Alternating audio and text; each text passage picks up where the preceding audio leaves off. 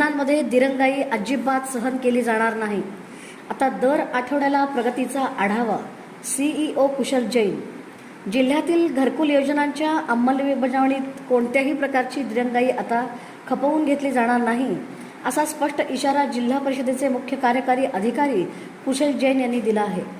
जिल्हा ग्रामीण विकास यंत्रणेत झालेल्या आढावा बैठकीत प्रधानमंत्री आवास योजना ग्रामीण, रमाई, शबरी, पुण्यश्लोक अहिल्यादेवी होळकर, यशवंतराव चव्हाण मुक्त वसाहत आणि मोदी आवास योजना ग्रामीण यांच्या तालुकानिहाय प्रगतीचा सखोल आढावा घेण्यात आला।